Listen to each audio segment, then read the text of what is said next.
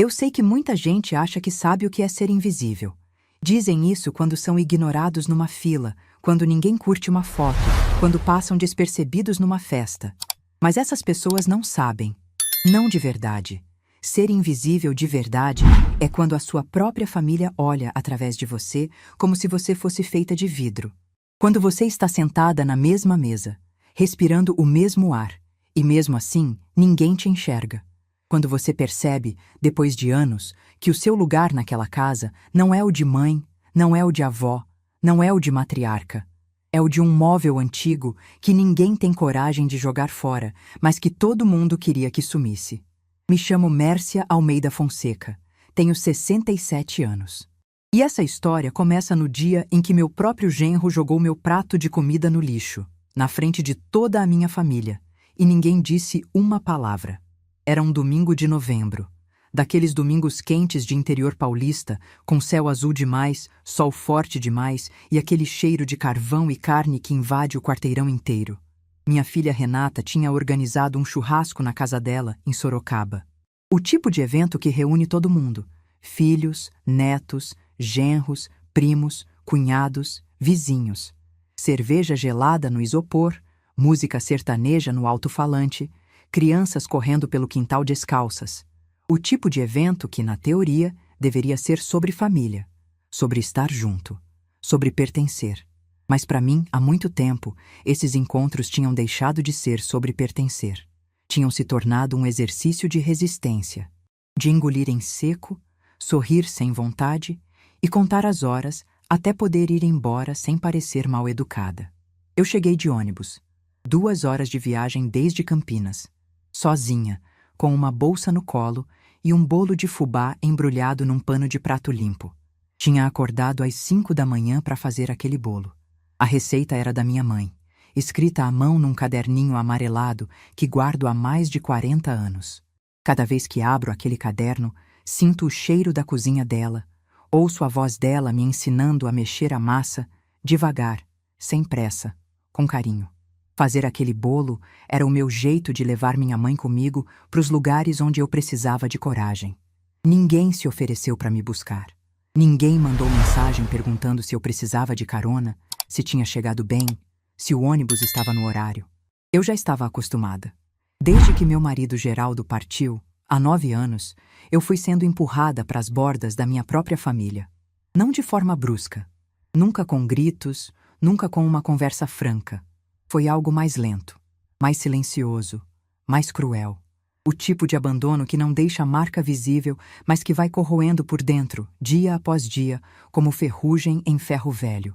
Desci do ônibus no ponto da avenida principal e caminhei 6 quadras até a casa da Renata.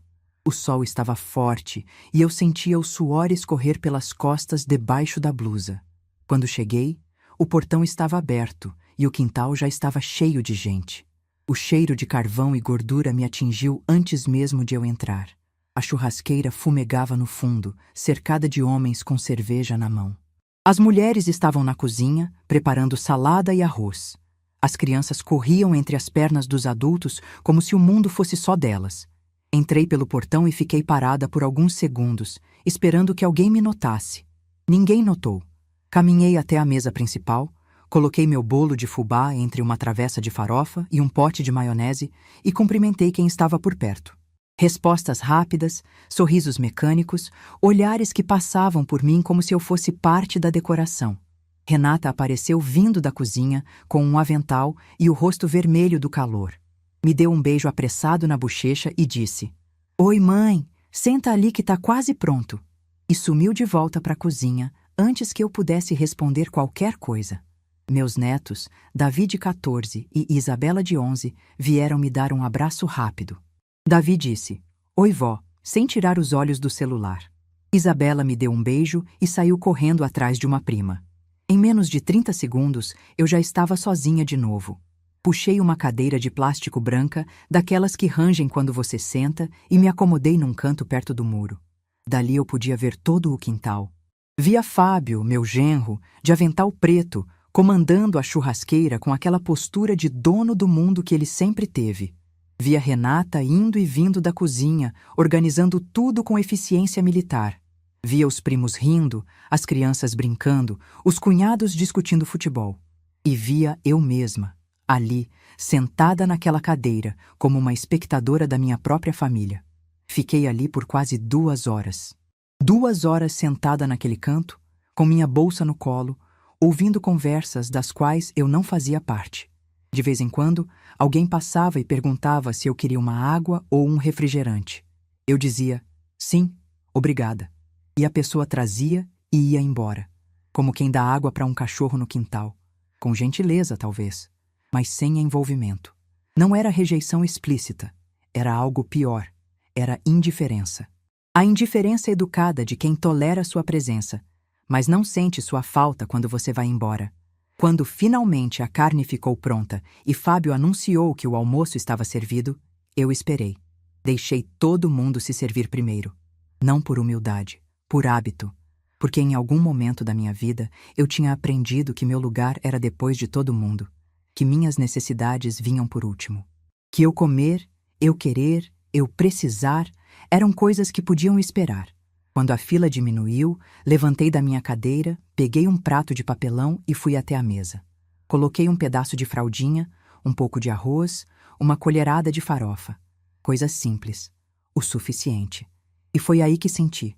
Uma mão agarrou meu prato, firme, rápida. Tirou da minha mão antes que eu pudesse reagir. Levantei os olhos e vi Fábio. Ele estava com o meu prato na mão, segurando no alto, com aquele sorriso de canto de boca que eu conhecia tão bem.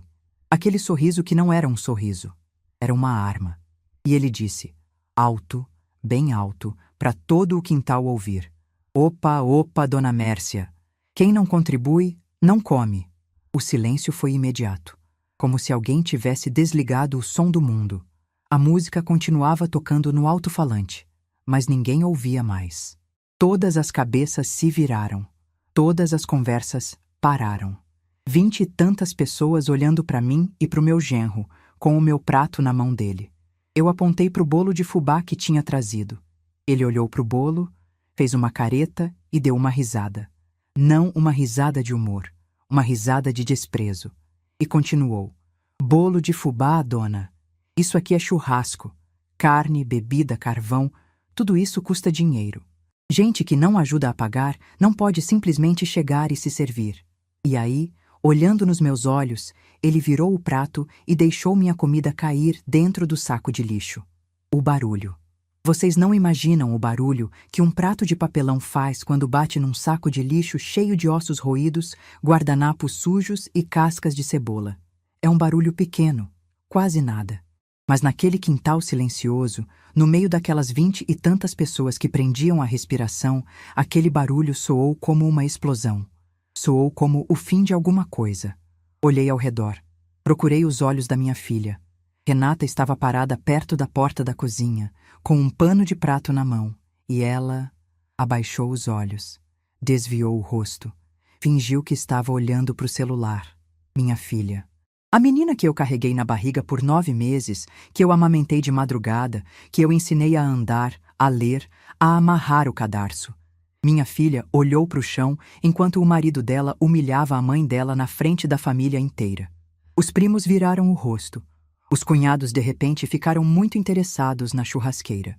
Meus netos me olharam com aquela expressão de quem quer fazer alguma coisa, mas é pequeno demais para saber o quê. E Fábio ficou ali, com aquele sorriso, esperando minha reação, esperando que eu chorasse, que fizesse escândalo, que desse a ele o espetáculo que justificaria tudo o que ele tinha feito. Naquele momento, olhando para o fundo daquele saco de lixo onde minha comida tinha caído em cima de guardanapos usados e restos de carne, eu entendi uma coisa com uma clareza que nunca tive antes na vida. Não era sobre comida. Nunca tinha sido sobre comida. Era sobre quanto eu valia para aquelas pessoas. E a resposta estava ali, no lixo, junto com os ossos e os restos que ninguém queria. Respirei fundo.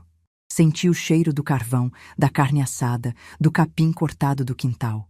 Ouvi a música sertaneja que ainda tocava no alto-falante, indiferente a tudo, como se nada tivesse acontecido. Ajeitei minha bolsa no ombro. Olhei para o Fábio nos olhos. E disse, com uma voz tão calma que até eu me surpreendi.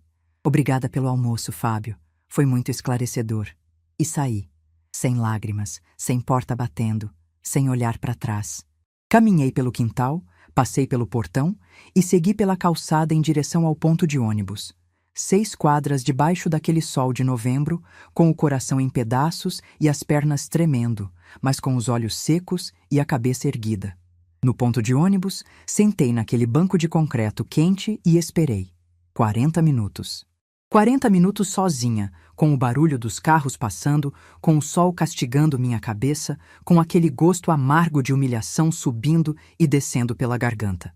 40 minutos em que nenhum telefone tocou, nenhuma mensagem chegou, ninguém veio correndo atrás de mim pedindo para voltar. Quando o ônibus finalmente apareceu, entrei, paguei a passagem e sentei na janela. E durante 2 horas, enquanto aquele ônibus que cheirava a diesel balançava a cada buraco na estrada, eu fiz a única coisa que me permiti fazer. Chorei, calada, com o rosto virado para a janela, vendo as luzes dos postes e dos carros passarem borradas pelas lágrimas. Sem soluço, sem barulho, um choro silencioso, contido, de quem está se despedindo de alguma coisa. E eu estava me despedindo. Não da minha família, mas da mulher que eu tinha sido até aquele momento. Da Mércia que abaixava a cabeça, que engolia desaforo, que sorria quando queria gritar, que pedia desculpas por existir.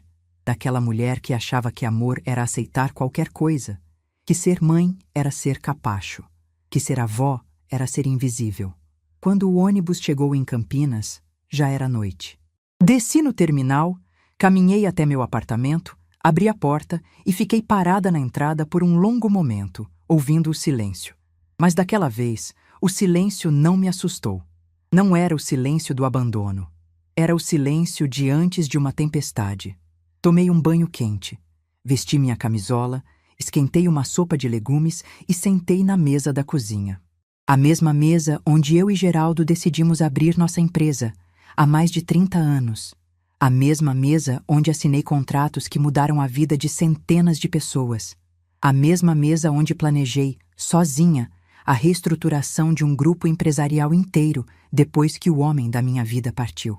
Peguei o celular, olhei para a tela. Nenhuma mensagem da Renata, nenhuma ligação de ninguém. Como se o que aconteceu naquele quintal fosse normal. Como se jogar o prato de uma senhora de 67 anos no lixo fosse apenas mais um episódio de domingo. Então, abri a agenda e encontrei o número que procurava. Marcos, o CEO do Grupo Fonseca. O homem que, há 20 anos, era o braço direito do meu marido e que agora respondia diretamente a mim. Porque a empresa que todo mundo achava que era dele, a empresa com 300 funcionários e 3 filiais, a empresa onde meu genro se achava o rei, essa empresa tinha uma dona. Uma única dona. E essa dona era eu. Disquei o número. Marcos atendeu no segundo toque. Marcos, preciso de uma coisa para amanhã cedo. O dossiê completo de todos os funcionários da filial de Sorocaba. E quero saber se existe alguma investigação interna pendente naquela unidade. Ele não perguntou por quê. Depois de 2 décadas trabalhando comigo, ele sabia que quando eu usava aquele tom, não era hora de perguntas. Era hora de agir. Desliguei o telefone e coloquei na mesa. Olhei ao redor do meu apartamento silencioso. As paredes, os quadros, a luz fraca do abajur da sala. E pela primeira vez em anos, eu não me senti sozinha. Me senti preparada. Eles achavam que eu era uma velha sem importância. Uma senhora que vivia de aposentadoria, que dependia de convite para comer num churrasco, que podia ser humilhada sem consequência. Eles não faziam ideia de quem eu era. E na manhã seguinte, iam começar a descobrir. Vocês devem estar se perguntando como uma senhora de 67 anos que chega de ônibus num churrasco de família, com um bolo de fubá na mão, é dona de uma empresa com 300 funcionários. E eu entendo. Porque essa é exatamente a história que eu passei a vida inteira escondendo. Não por vergonha, por estratégia. Mas antes de falar da empresa, preciso falar do Geraldo, porque sem ele, nada disso faz sentido. Conheci Geraldo Fonseca em 1981, numa feira de eletrônicos em São Paulo. Eu tinha 23 anos e trabalhava como contadora numa lojinha de componentes no Brás, daquelas apertadas, com prateleiras até o teto e cheiro de solda. Ele apareceu num sábado de manhã, com uma camisa social amassada, barba por fazer e um sorriso que parecia não caber no rosto. Veio comprar capacitores para um projeto que estava montando na garagem de casa.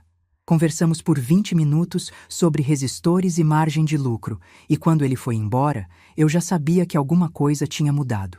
3 meses depois, estávamos casados. Minha mãe disse que eu estava louca. Meu pai disse que pelo menos ele era trabalhador. E a dona da lojinha disse que ia sentir minha falta porque eu era a única funcionária que nunca errava o troco.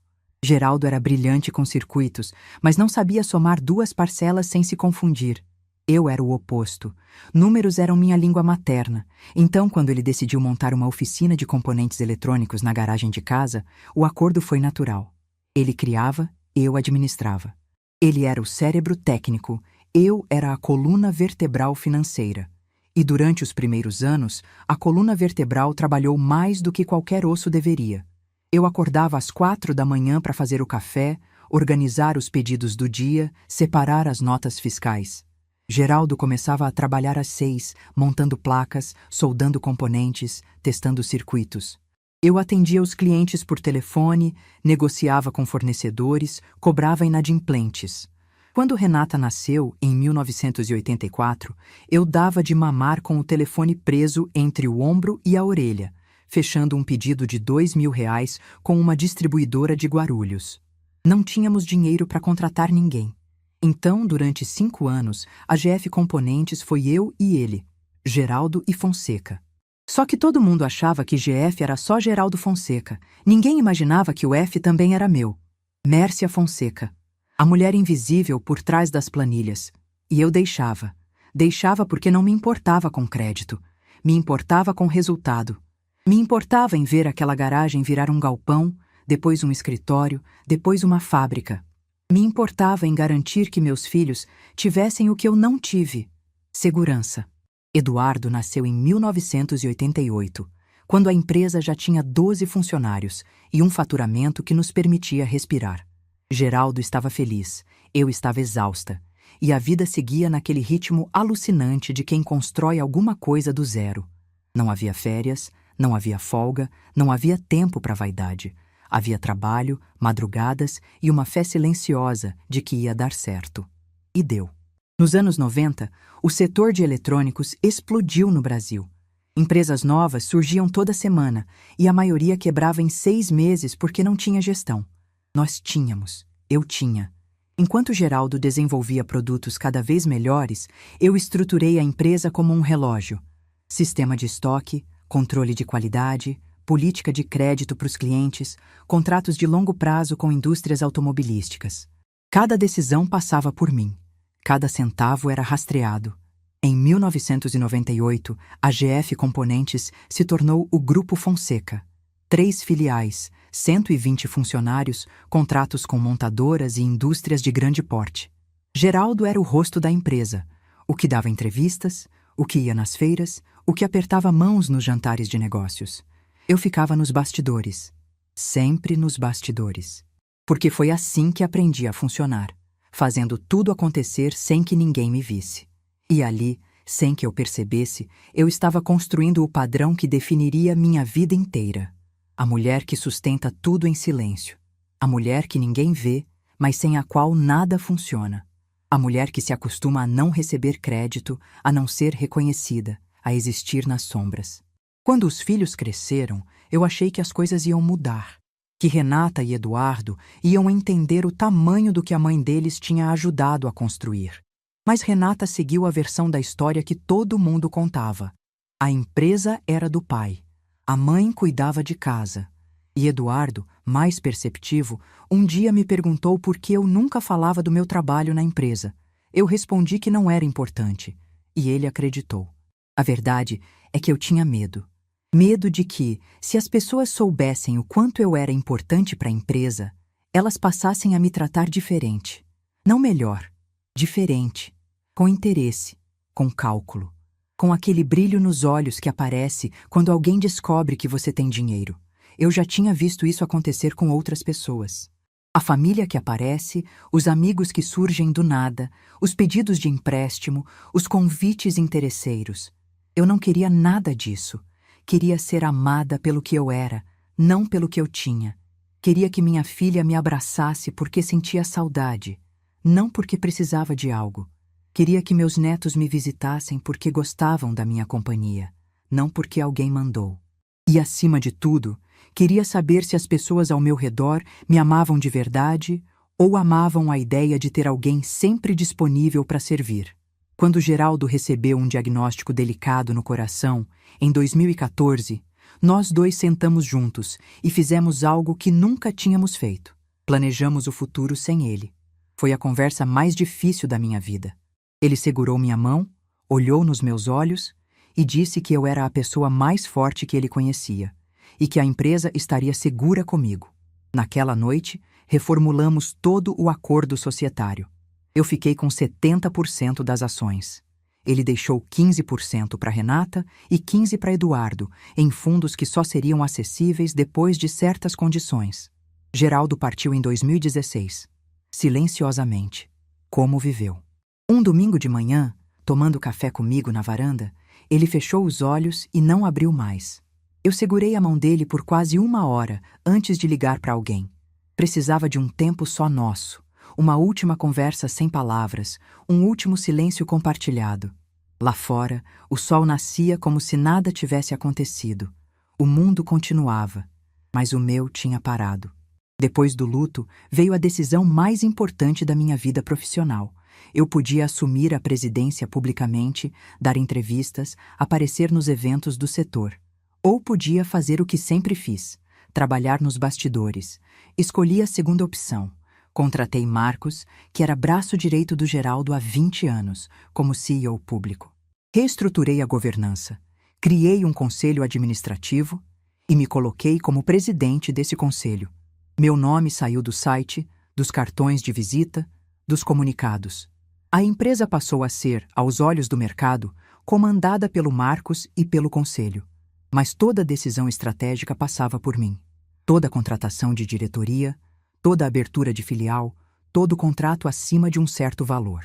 Marcos me ligava 2 vezes por semana, me mandava relatórios mensais e a cada trimestre nos reuníamos na sala de reuniões da matriz, onde só nós dois e o diretor financeiro sabiam quem realmente mandava. Fiz isso por proteção. Proteção para mim, para os meus filhos, para o legado do Geraldo. Eu tinha visto empresários sendo assediados por parentes, sendo processados por oportunistas, sendo tratados como caixas eletrônicos ambulantes. Não queria essa vida. Queria paz. Queria poder tomar meu chá na varanda sem que ninguém me procurasse por interesse. E funcionou. Durante 9 anos, vivi como uma aposentada comum.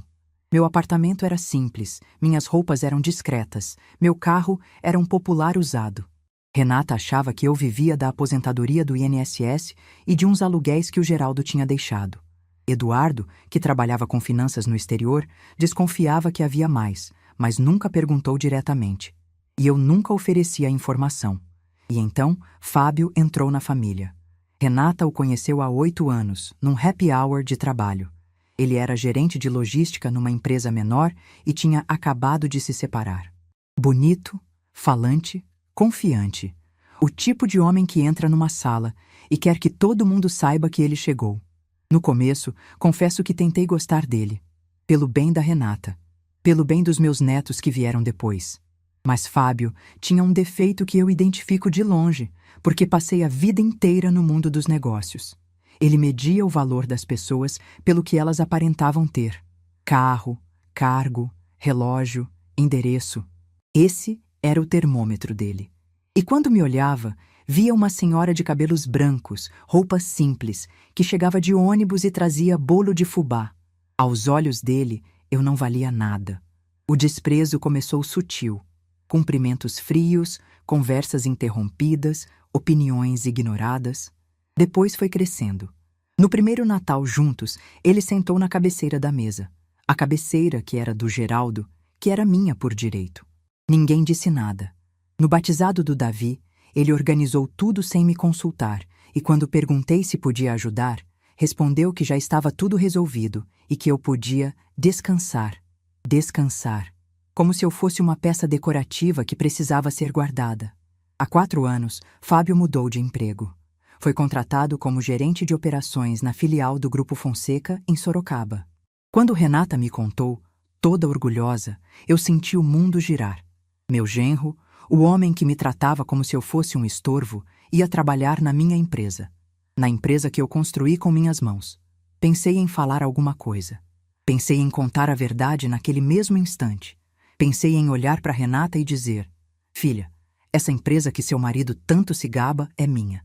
Cada parede, cada máquina, cada centavo que paga o salário dele passou pela minha mão. Mas não falei, porque uma parte de mim queria ver. Queria ver quem ele era de verdade quando achava que ninguém importante estava olhando. E eu vi. Vi nos relatórios que Marcos me mandava, vi nas avaliações de desempenho, vi nas reclamações que começaram a chegar. Fábio tratava os subordinados com a mesma arrogância com que me tratava nos almoços de domingo. Dava ordens gritando, humilhava funcionários na frente de colegas, fazia piadas sobre a aparência das mulheres do setor administrativo. 3 advertências formais em 4 anos. Uma investigação aberta por intimidação contra uma funcionária. E um gerente regional que havia engavetado o caso porque Fábio, segundo ele, tinha boas conexões na cidade. Boas conexões. Ele achava que tinha boas conexões. Nem nos seus pesadelos mais loucos ele imaginaria que a pessoa mais poderosa daquela empresa inteira era a velha de bolo de fubá que ele desprezava nos fins de semana. E eu guardei tudo. Cada relatório, cada advertência, cada reclamação. Guardei como quem guarda munição. Não porque planejava usar, mas porque sabia que, um dia, a verdade se revelaria sozinha. Ela sempre se revela. Eu só não esperava que o gatilho fosse um prato de comida jogado no lixo. Naquela noite de domingo, depois do churrasco, quando liguei para o Marcos e pedi o dossiê da filial de Sorocaba, eu não estava agindo por impulso. Estava fazendo o que fiz a vida inteira, tomando uma decisão com informação, com calma e com a certeza de que era a coisa certa a fazer. Não por raiva, não por humilhação, mas porque eu finalmente entendi que proteger quem me machucava era a maior traição que eu podia cometer contra mim mesma. E eu já tinha me traído por tempo demais. O dossiê chegou na manhã seguinte, às 7h30. E quando abri aquele e-mail, sentada na mesa da cozinha com o meu café preto e o silêncio do apartamento ao redor, eu soube que as próximas horas mudariam tudo. Para ele, para Renata, para mim, para toda aquela família que assistiu em silêncio enquanto meu prato ia para o lixo. O café esfriou na minha mão. Eu nem percebi. Estava ocupada demais lendo o nome Fábio Henrique dos Santos na tela do celular, seguido de 3 advertências, uma investigação parada e um histórico que contava exatamente quem ele era quando achava que ninguém estava olhando. Mas alguém estava. Sempre esteve. Às 7h32 da manhã de uma segunda-feira, sentada na mesa da cozinha do meu apartamento em Campinas, eu abri o e-mail que mudaria a vida de todas as pessoas dessa história, inclusive a minha. O café estava quente. O apartamento estava em silêncio. Pela janela, o sol de novembro já esquentava a cidade com aquela luz dourada de começo de semana. Tudo parecia normal. Tudo parecia um dia como qualquer outro. Mas não era, porque naquela mesa, no mesmo lugar onde eu e Geraldo planejamos cada passo da nossa empresa, eu estava prestes a tomar a decisão mais difícil que já enfrentei, desde que ele se foi. O e-mail do Marcos tinha chegado pontualmente, como sempre. Assunto: Relatório Filial Sorocaba, confidencial. Abri o documento e comecei a ler. E quanto mais eu lia, mais o café na minha mão ia esfriando, porque eu simplesmente esqueci que ele existia. Fábio Henrique dos Santos, gerente de operações, contratado há 4 anos, avaliação de desempenho, metas batidas, números dentro do esperado. Até aí, nada surpreendente. Fábio sempre foi bom com números. O problema dele nunca foi competência técnica. O problema dele era ser gente. A primeira advertência veio 8 meses depois da contratação. Um funcionário do almoxarifado registrou uma queixa formal, dizendo que Fábio o havia humilhado na frente de toda a equipe por causa de um erro no inventário. Segundo o relato, ele disse: "E eu li a frase 2 vezes para ter certeza. Se você não serve nem para contar caixa, imagina para que você serve." A advertência foi aplicada, Fábio assinou, e a vida seguiu. A segunda advertência veio 1 ano depois. Dessa vez, foi uma supervisora do turno da noite que reclamou. Disse que Fábio questionava suas decisões na frente da equipe, desautorizava suas ordens e fazia comentários sobre ela, não ter perfil de liderança. Quando o RH investigou, descobriu que 3 outros funcionários confirmaram a versão dela. Fábio recebeu a advertência e, segundo o relatório, reagiu dizendo que a empresa estava ficando sensível demais. A terceira advertência era a mais recente, de 6 meses atrás, e era a mais grave. Uma funcionária do setor administrativo, uma moça chamada Cláudia, registrou uma queixa detalhada descrevendo um padrão de intimidação.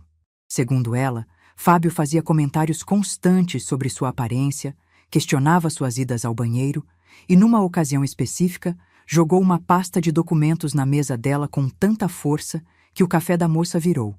E ele disse: "Quando eu peço uma coisa, é para ontem. Se não aguenta pressão, volta para casa."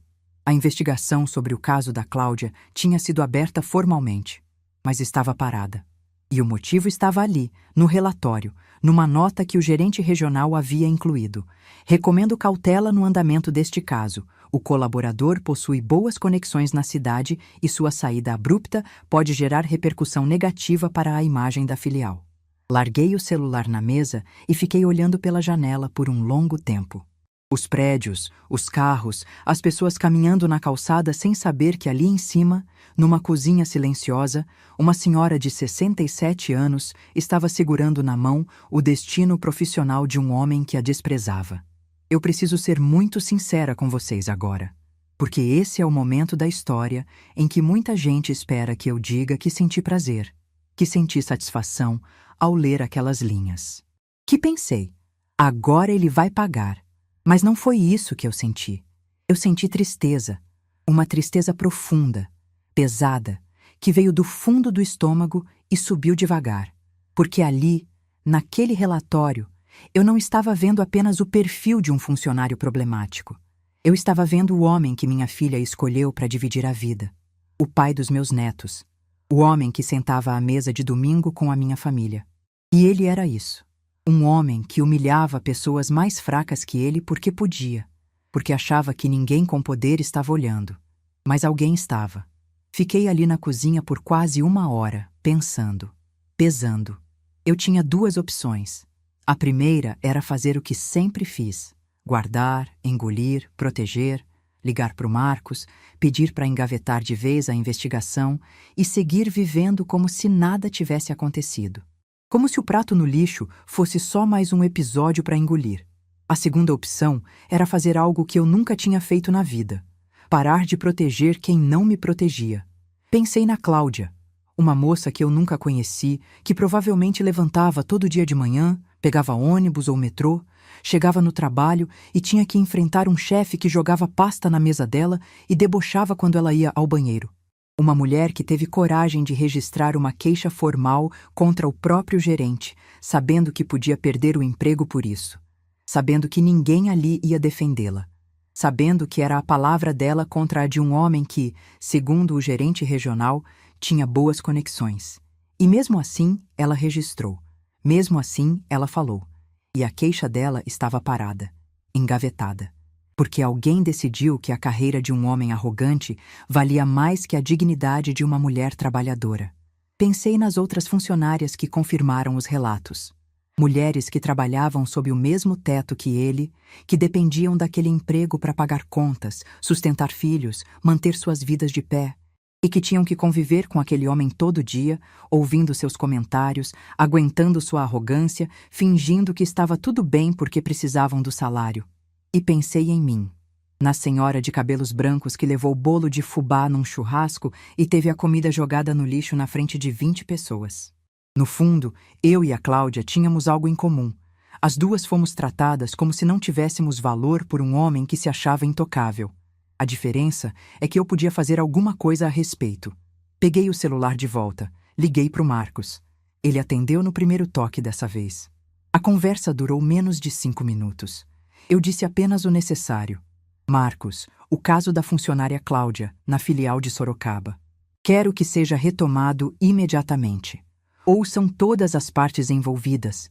sigam o protocolo que a empresa já tem para esses casos e apliquem a consequência que o regulamento interno determinar. Sem proteção, sem favorecimento, sem cautela política. O mesmo tratamento que daríamos a qualquer funcionário, independente de quem ele conheça ou deixe de conhecer. Marcos ficou em silêncio por alguns segundos. Depois disse: "Entendido, dona Mércia. Vou acionar o jurídico e o RH agora." E antes de desligar, acrescentou, com aquele tom discreto de quem conhece a chefe há 2 décadas: "A senhora está bem?" Respondi que sim, que estava muito bem. E era verdade. O que aconteceu nas horas seguintes eu soube pelos relatórios que Marcos me enviou ao longo do dia. Às 9 da manhã, o departamento jurídico reabriu formalmente a investigação. Às 10, a equipe de RH da matriz ligou para a filial de Sorocaba e convocou as 3 funcionárias que haviam registrado queixas para depoimentos formais. Às 11, o gerente regional que havia travado o processo recebeu uma notificação de advertência por negligência no cumprimento de protocolo interno. E às 2 da tarde, Fábio Henrique dos Santos recebeu uma ligação. Eu não estava lá. Não ouvi a conversa. Não vi o rosto dele. Mas o Marcos me descreveu depois, com detalhes que eu nunca esqueci. Disse que o diretor de RH da matriz ligou pessoalmente, que foi direto, profissional, sem rodeios. Informou a Fábio que a investigação interna havia sido concluída, que as evidências eram consistentes e documentadas por múltiplas fontes, e que, com base no regulamento interno e nas 3 advertências anteriores, a empresa estava procedendo com a rescisão contratual por justa causa. Segundo o Marcos, houve um silêncio longo do outro lado da linha. Depois, Fábio começou a questionar, a pedir explicações, a dizer que era um mal-entendido. Perguntou quem tinha autorizado aquilo, quem tinha reaberto o caso, por que agora e não antes. O diretor de RH respondeu que a decisão havia sido tomada pela diretoria da empresa, seguindo os protocolos estabelecidos. Nenhum nome foi mencionado, nenhuma conexão foi revelada. Fábio foi dispensado naquela tarde. Entregou o crachá, recolheu seus pertences e saiu da filial de Sorocaba menos de 24 horas depois de ter jogado meu prato no lixo. Eu soube de tudo sentada no meu apartamento, lendo os e-mails do Marcos no celular com uma xícara de chá na mão e o som dos pássaros da varanda ao fundo. Não houve celebração, não houve brinde. Não houve aquele momento dramático de triunfo que talvez vocês estivessem esperando. Houve apenas uma mulher silenciosa, numa cozinha silenciosa, sentindo o peso de uma decisão que precisava ser tomada.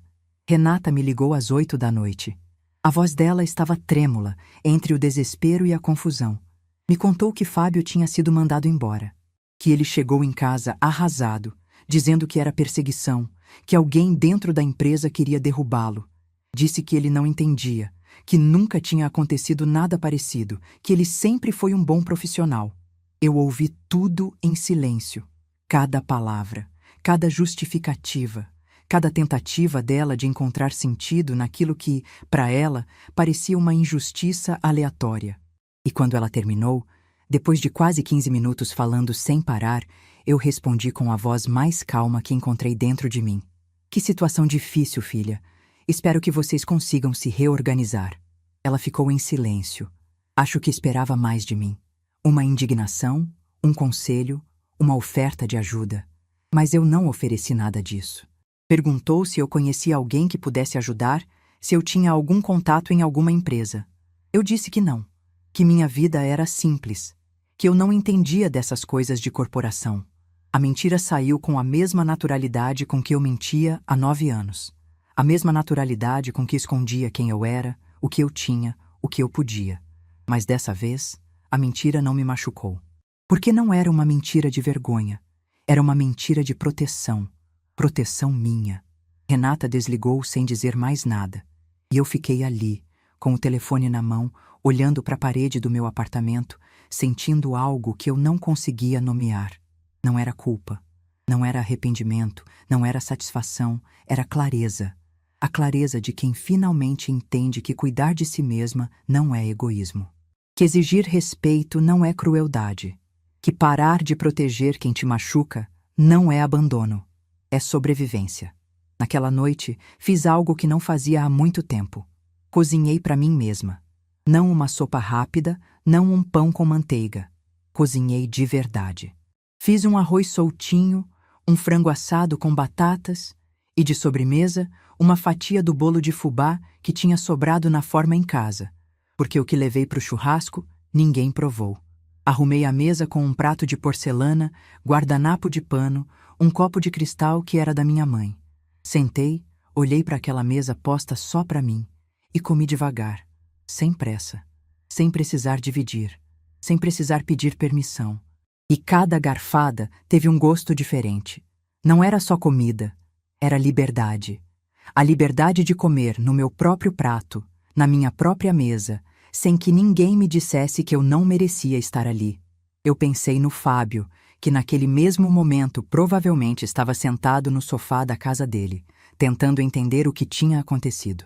E pensei que talvez, pela primeira vez na vida, ele soubesse como era ter algo tirado de você sem aviso, sem explicação, sem chance de se defender. Exatamente como ele fez comigo naquele quintal, 24 horas antes. Mas eu sabia que a história não tinha acabado, porque Fábio tinha perdido o emprego, mas ainda não sabia por quê. Renata estava confusa, mas ainda não sabia a verdade.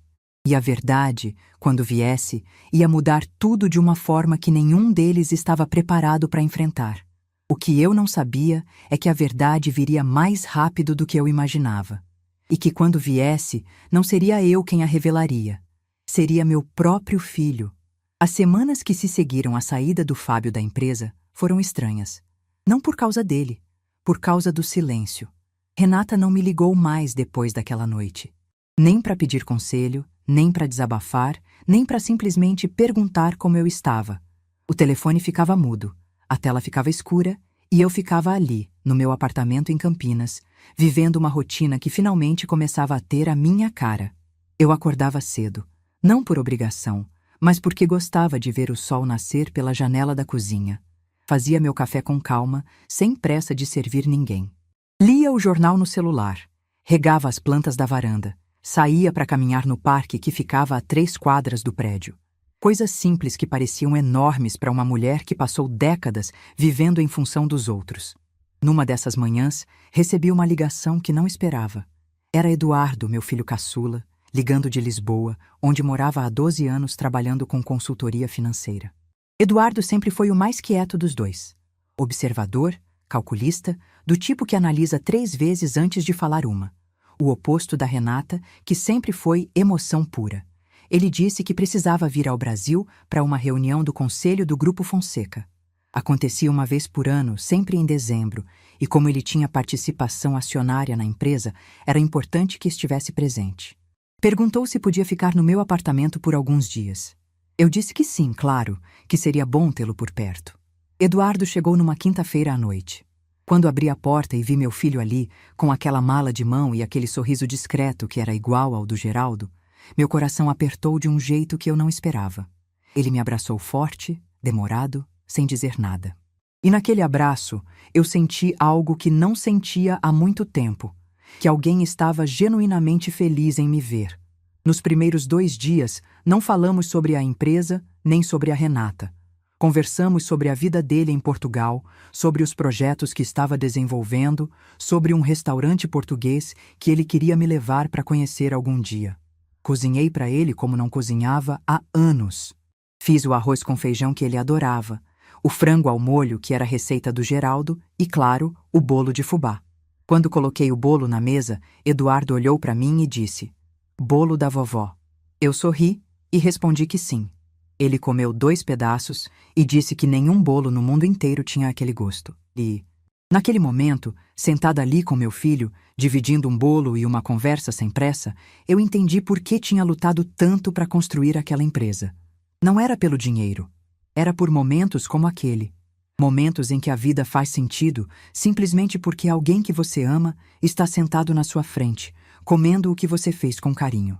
No sábado, Eduardo espalhou os documentos da reunião do conselho na mesa da sala. Relatórios financeiros, atas, projeções. Ele estava estudando cada número com aquela atenção cirúrgica que eu reconhecia, porque era a mesma atenção que eu tinha quando analisava os balanços da empresa. Naquele momento, tive certeza. Dos 2 filhos, Eduardo era quem tinha herdado minha cabeça para os negócios. Renata herdou o coração do pai. Eduardo herdou a minha planilha. E foi então que o destino fez a jogada que eu não planejei. Renata ligou para o Eduardo no sábado à tarde. Disse que soube que ele estava no Brasil, perguntou se podiam se ver. Eduardo convidou ela para jantar no meu apartamento no domingo. Renata hesitou quando soube que seria na minha casa. Fazia quase 1 mês que a gente não se falava, mas aceitou. Ela chegou no domingo por volta das 6 da tarde. Veio sozinha, sem as crianças. Quando entrou no apartamento e viu os documentos do Eduardo ainda espalhados na mesa de canto da sala, seu olhar mudou. Ela parou, olhou para os papéis, e eu vi, em câmera lenta, o momento exato em que os olhos dela encontraram o logotipo. Grupo Fonseca.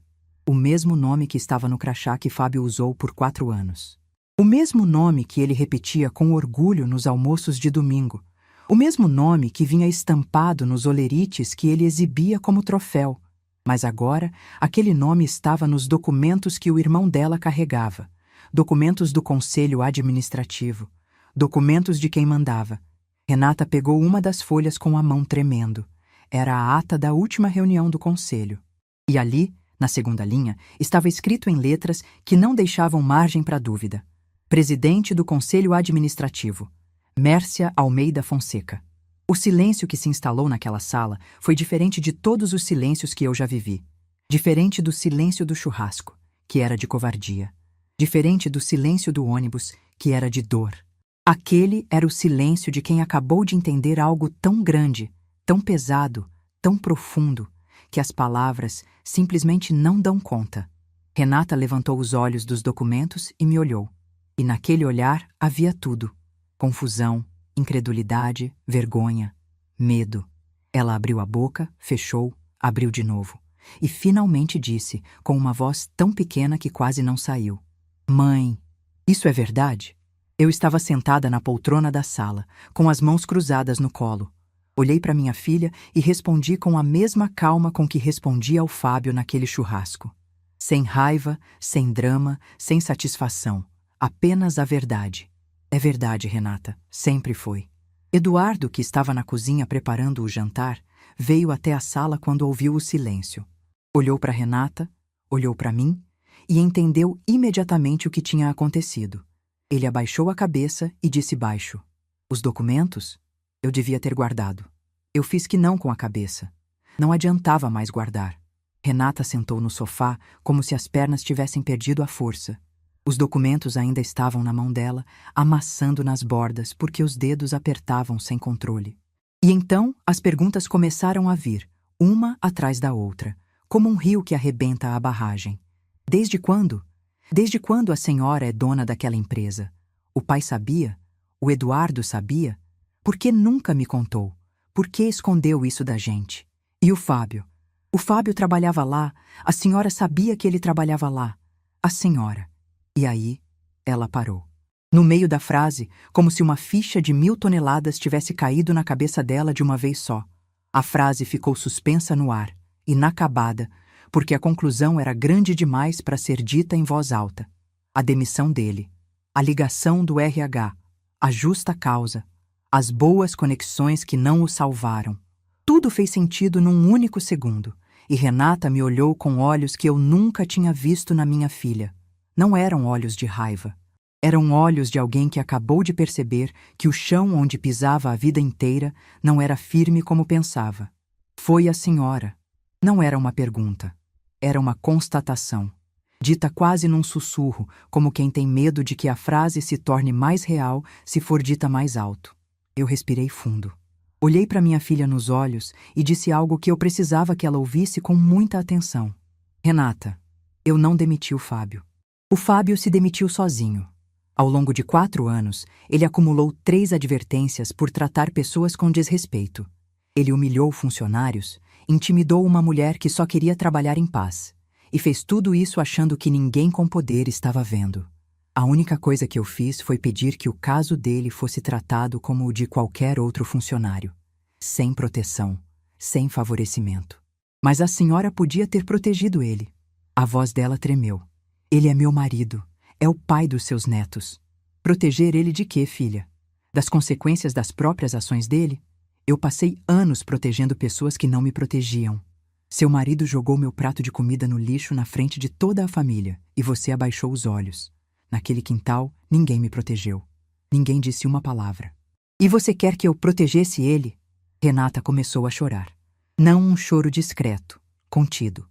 Um choro de quem desmorona por dentro, de quem percebe que esteve do lado errado da história e não sabe como voltar. Eduardo sentou ao lado dela no sofá e colocou a mão no ombro. Ficou ali, em silêncio, porque algumas dores precisam de presença, não de palavras. Eu me levantei da poltrona, fui até a cozinha e voltei com um copo de água. Coloquei na mão da Renata e sentei ao lado dela. Não a abracei. Não porque não quisesse, mas porque eu precisava que ela sentisse o peso daquele momento sem que eu amenizasse. Algumas verdades precisam doer para curar. Depois de alguns minutos, Renata se acalmou. Bebeu a água, enxugou o rosto e ficou olhando para o chão por um longo tempo. Então disse algo que eu não esperava. Eu sempre soube que ele tratava mal a senhora. Sempre. Desde o primeiro Natal, quando ele sentou no lugar do pai. Desde a vez que ele disse que a senhora devia ir para uma casa de repouso. Desde todas as vezes que ele fez piada sobre a senhora ser velha, sobre a senhora não ter dinheiro, sobre a senhora ser um peso. Eu sabia, e não fiz nada.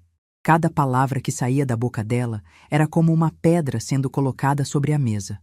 Pesada, definitiva, impossível de ignorar. Por quê? Eu perguntei. Não com raiva, com genuína vontade de entender. Porque eu tinha medo de perdê-lo, medo de ficar sozinha, medo de que se eu o enfrentasse ele fosse embora e eu ficasse sem nada. E no meio desse medo todo, eu perdi a coisa mais importante que eu tinha, a senhora. Naquele momento, olhando para minha filha no sofá do meu apartamento, com os olhos inchados e a voz quebrada, eu senti algo se partir e se reconstruir ao mesmo tempo dentro de mim. A mágoa não desapareceu. Não ia desaparecer assim, num estalar de dedos, depois de anos de silêncio e indiferença.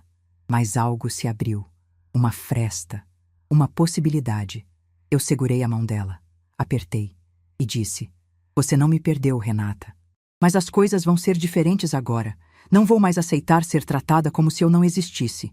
Se você quiser que eu faça parte da sua vida, vai ter que ser com respeito. Não como obrigação, não como conveniência, como escolha." Ela balançou a cabeça, sem conseguir falar. Eduardo nos olhava do outro lado da sala com os olhos marejados. Meu filho, que sempre foi o forte, o analítico, o que não chorava. Naquela noite, vi uma lágrima escorrer pelo rosto dele enquanto assistia a mãe e a irmã tentarem reconstruir algo que parecia impossível. Renata saiu do meu apartamento perto das 10 da noite. Não jantamos. Ninguém tinha fome. Na porta, ela me deu um abraço. Longo, apertado, tremido. O tipo de abraço que pede desculpas sem palavras. Eu abracei de volta, porque ser firme não significa ser dura. E estabelecer limites não significa fechar portas.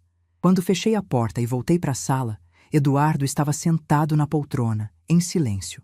Olhou para mim e disse: "Mãe, eu sinto muito por ter deixado os documentos na mesa." Eu sorri, sentei na cadeira ao lado dele e respondi: "Não sinta, filho. A verdade ia aparecer de um jeito ou de outro. Talvez assim tenha sido melhor. Sem planejamento, sem cálculo, sem estratégia. Apenas a verdade, caindo na mesa como sempre deveria ter caído." Ele ficou em silêncio por um momento. Depois perguntou: "E o Fábio? O que acontece quando ele souber?" Eu olhei pela janela. As luzes de Campinas brilhavam na escuridão, cada uma representando uma casa, uma família, uma história. E respondi: "Quando ele souber, vai entender uma coisa que deveria ter aprendido há muito tempo, que o valor de uma pessoa nunca está no que ela aparenta, está no que ela constrói em silêncio." E ele ia saber, mais rápido do que qualquer um de nós imaginava. Renata contou para o Fábio no dia seguinte. Eu não pedi para ela contar. Não sugeri, não incentivei, não planejei. Mas eu conhecia minha filha. Renata nunca soube guardar segredo. Quando era criança, descobria os presentes de Natal escondidos no guarda-roupa e contava para o Eduardo antes da meia-noite. Quando adolescente, ficava vermelha toda vez que tentava mentir sobre onde tinha ido na sexta à noite. E agora, aos 41 anos, carregava uma verdade pesada demais para ficar trancada dentro dela. Eu soube que ela tinha contado porque, na terça-feira de manhã, meu telefone tocou. Era a Renata. E bastou ouvir o primeiro segundo de silêncio do outro lado da linha para eu saber que o Fábio já sabia. Ela disse que contou na noite anterior, depois que as crianças dormiram. Disse que sentou com ele na cozinha, mostrou uma foto que tirou dos documentos do Eduardo e disse tudo. Que a empresa era da mãe dela. Que sempre foi. Que o Grupo Fonseca, o crachá, o salário, os bônus, as viagens, tudo aquilo tinha saído das mãos de uma mulher que ele tratava como se não valesse um prato de comida. Segundo a Renata, quando ela terminou de falar, Fábio ficou em silêncio. Não por alguns segundos, por minutos. Sentado naquela cadeira da cozinha, com o celular na mão, olhando para a parede como se estivesse tentando encaixar peças de um quebra-cabeça que nunca ia fazer sentido. E de repente, o celular escapou. Simplesmente escorregou dos dedos dele e caiu no chão da cozinha com aquele barulho seco de plástico batendo no piso frio. Ele não se abaixou para pegar. Renata disse que ele ficou ali, olhando para o telefone no chão, e a única coisa que disse foi: ela sabia, esse tempo todo ela sabia. A mesma frase repetida 3 vezes, como se o cérebro dele não conseguisse processar a informação e precisasse recomeçar do zero cada vez que chegava na conclusão. E aí veio a segunda parte da ficha. A que demorou mais para cair, mas que caiu com muito mais peso. Porque não era só sobre a empresa, era sobre tudo. Cada vez que ele me chamou de Dona Mércia, com desdém. Cada vez que tirou meu lugar na mesa. Cada vez que fez piada sobre eu ser velha, sobre eu não ter dinheiro, sobre eu só ocupar espaço. Cada vez que se gabou do cargo na frente da família inteira, ostentando um crachá que tinha o sobrenome da sogra estampado. Cada vez que mediu meu valor pelo que eu aparentava ter, sem nunca desconfiar do que eu realmente era. E o churrasco, o prato, o lixo, a frase que ele achou que ia me diminuir e que, no final, diminuiu apenas a ele mesmo. Tudo isso passou pela cabeça dele naquele silêncio da cozinha. Eu não estava lá, mas eu sei, porque eu conheço o Fábio. E sei que a pior coisa que podia acontecer a um homem como ele não era perder o emprego. Era descobrir que foi derrotado pela pessoa que ele mais desprezava. Renata me perguntou se eu queria falar com ele. Eu disse que não. Não por raiva, não por orgulho, porque simplesmente não havia nada para ser dito. Eu não devia explicações a ele. Não devia justificativas, não devia satisfação, não devia absolutamente nada. O Fábio não perdeu o emprego porque eu era a dona da empresa. Perdeu porque era o tipo de homem que humilhava pessoas que ele considerava abaixo dele. O fato de eu ser a dona apenas tirou a proteção que ele nunca soube que tinha. Nas semanas que se seguiram, Fábio tentou me procurar 2 vezes. Na primeira, mandou uma mensagem longa pelo celular. Educada, formal, cheia de palavras bonitas que eu nunca tinha ouvido da boca dele. Dizia que queria conversar, que reconhecia seus erros, que estava disposto a mudar. Li a mensagem inteira, coloquei o celular na mesa e nunca respondi. Na segunda vez, apareceu no meu prédio. O porteiro me ligou, avisando que tinha um homem querendo subir. Eu disse que não estava recebendo visitas. Fábio ficou esperando na portaria por quase 1 hora antes de ir embora. Soube pelo porteiro que ele estava com os olhos vermelhos. Eu não senti prazer com isso. Quero que vocês entendam isso com muita clareza. Não senti prazer, não senti triunfo, não senti satisfação. Senti a mesma coisa que sinto quando fecho um capítulo de um livro muito longo e muito pesado. Alívio. O alívio de quem finalmente pode virar a página. Mas a vida não é feita só de páginas que a gente fecha. É feita também das que a gente abre. E foi isso que eu fiz. Em janeiro, viajei para o litoral. Ubatuba. 1 semana inteira sozinha, numa pousada pequena de frente para o mar. Eu nunca tinha viajado sozinha na vida. Em 67 anos, cada viagem que fiz foi acompanhando alguém. Minha mãe, meu marido, meus filhos, meus netos. Sempre como acompanhante, nunca como protagonista da minha própria jornada. Naquela primeira manhã em Ubatuba, acordei às 5h30 com o som das ondas. Coloquei um vestido leve, desci descalça pela escada de madeira da pousada e pisei na areia. A praia estava vazia. O sol estava nascendo atrás das montanhas, pintando o céu de laranja e rosa. E eu fiquei ali parada, com os pés na areia molhada e as ondas frias tocando meus dedos, sentindo algo que não sentia há décadas. Liberdade. Não a liberdade de quem se libertou de alguém. A liberdade de quem finalmente se encontrou. De quem olhou para dentro e viu uma mulher inteira, completa, capaz, que não precisava da aprovação de ninguém para existir, que não precisava de um lugar na mesa de ninguém para ter valor, que não precisava que jogassem um prato no lixo para descobrir que sempre mereceu comer na mesa principal da própria vida. Chorei ali na praia, mas dessa vez não era choro de dor. Era choro de quem chega em casa depois de uma viagem muito longa e finalmente reconhece o lugar. Voltei de Ubatuba renovada. Me inscrevi num curso de pintura em aquarela que eu queria fazer desde os 30 anos e nunca fiz porque sempre tinha alguém precisando de mim. Na primeira aula, minha mão tremia tanto que a professora perguntou se eu estava nervosa. Eu ri e disse que não era nervosismo. Era emoção. Emoção de estar fazendo algo só porque eu queria. Sem utilidade, sem obrigação, sem justificativa. Apenas porque me dava prazer. Retomei amizades que tinha abandonado. Liguei para Dona Teresa, uma colega dos tempos em que dava aula particular, e marcamos um café que durou 4 horas. Ela me contou da vida dela, eu contei da minha, e descobrimos que tínhamos décadas de conversa acumulada para colocar em dia. Comecei a frequentar um grupo de leitura na biblioteca do bairro. Descobri que aos 67 anos eu ainda era capaz de me apaixonar por um livro, de ficar acordada até tarde porque não conseguia parar de ler, de chorar com personagens que nem existem. O Marcos me ligou num desses dias para dar uma notícia que me emocionou mais do que eu esperava. Cláudia, a funcionária que havia registrado a queixa contra o Fábio, tinha sido promovida. Não por intervenção minha, pelo trabalho dela.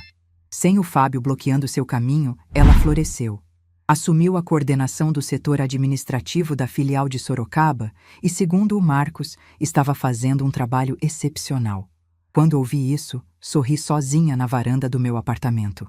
Porque ali estava a prova de que justiça de verdade não é quando o opressor cai. É quando quem era oprimido finalmente consegue crescer. Com os netos, as coisas mudaram devagar. Davi e Isabela começaram a me visitar nos finais de semana. No começo, vinham com aquela energia contida de quem não sabe como se comportar perto da avó depois de tudo que aconteceu. Mas crianças são resilientes. Em pouco tempo, estávamos criando nossa própria rotina. Eu ensinava a Isabela a fazer bolo de fubá com a receita da minha mãe, o mesmo caderninho amarelado, a mesma massa mexida devagar. E o Davi, que tinha herdado a curiosidade do avô, me pedia para contar histórias da época em que eu e o Geraldo montamos a empresa na garagem. Numa dessas tardes, Davi me perguntou uma coisa que me pegou de surpresa. Ele disse: "Vó, é verdade que a senhora é dona de uma empresa grande?" Eu olhei para ele e disse: "É verdade, meu filho." Ele ficou em silêncio por um momento e depois perguntou: "E por que a senhora nunca contou?" Eu pensei bem antes de responder e disse: "Porque eu queria saber se as pessoas ao meu redor gostavam de mim ou do que eu tinha. E agora eu sei." Ele não respondeu na hora. Mas na semana seguinte, quando veio me visitar, trouxe um desenho que fez na escola. Era eu, de cabelos brancos, sentada numa cadeira grande, com um prédio atrás de mim e uma frase escrita com letra de criança: "Minha avó é forte." Aquele desenho está pregado na geladeira do meu apartamento até hoje. E toda vez que olho para ele, eu lembro por que valeu a pena. Com a Renata, a reconstrução tem sido lenta. Nos vemos quinzenalmente. Às vezes ela vem sozinha, às vezes traz as crianças. Conversamos sobre coisas do dia a dia, sobre os netos, sobre o futuro. Não falamos sobre o churrasco, não falamos sobre o Fábio. Não porque seja proibido, mas porque algumas feridas precisam de tempo para cicatrizar.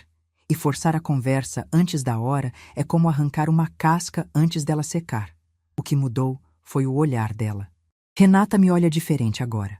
Com respeito, com atenção. com aquela consciência de quem sabe que quase perdeu algo precioso e não quer repetir o erro. Ela pergunta minha opinião. Escuta quando eu falo. Não me interrompe. Não desvia o olhar. Não finge que está mexendo no celular. É pouco? Talvez. Mas para quem passou anos sendo invisível, ser vista já é tudo. Fábio e Renata continuam juntos. Não me cabe julgar essa escolha. Cada pessoa sabe o peso que está disposta a carregar. O que sei é que ele nunca mais me dirigiu uma palavra de desprezo. Nas raras vezes em que nos cruzamos, ele me cumprimenta com um aceno de cabeça, educado, distante, e segue em frente. E eu aceito isso, porque não preciso do respeito dele para saber quem eu sou. Nunca precisei. Ontem à noite, antes de começar a contar essa história para vocês, fiz uma coisa que se tornou meu ritual de todo final de tarde. Sentei na varanda do meu apartamento com uma xícara de chá de camomila, olhei para as luzes de Campinas se acendendo uma por uma e pensei no caminho que me trouxe até aqui. Pensei na menina de 23 anos que conheceu um rapaz numa feira de eletrônicos e decidiu apostar tudo. Pensei na mulher que construiu uma empresa na garagem de casa enquanto amamentava uma recém-nascida. Pensei na viúva que assumiu um império sozinha e escolheu se esconder para descobrir quem a amava de verdade. Pensei na avó que chegou num churrasco com um bolo de fubá e saiu com a dignidade intacta, mesmo depois de ter a comida jogada no lixo. Todas essas mulheres são eu. Todas elas vivem aqui dentro. E nenhuma delas se arrepende. Eu não conto essa história para que vocês sintam pena de mim. Conto porque sei que tem alguém ouvindo agora que se sente exatamente como eu me sentia naquela cadeira de plástico no canto do quintal. Alguém que está sendo tratado como invisível pela própria família. Alguém que abaixa a cabeça, engole o desaforo e sorri porque acha que amor é aceitar qualquer coisa. Não é. Amor não é aceitar qualquer coisa. Amor de verdade é quando alguém te vê, te respeita e te escolhe todos os dias. E se as pessoas ao seu redor não fazem isso, o problema não é você. É a cadeira onde você está sentada. Levanta. Sai. Vai procurar a mesa onde seu lugar já está posto. Meu prato foi parar no lixo naquele domingo de novembro, junto com os ossos, os guardanapos e os restos que ninguém queria. Mas eu fui parar exatamente onde sempre deveria ter estado, no topo da minha própria vida. E daqui, posso dizer com toda a certeza que cabe no peito de uma mulher de 67 anos. A vista é linda. Se essa história tocou seu coração, deixe seu like, se inscreva no canal e comente aqui embaixo. No meu lugar, o que você faria? Sua mensagem pode iluminar o dia de alguém.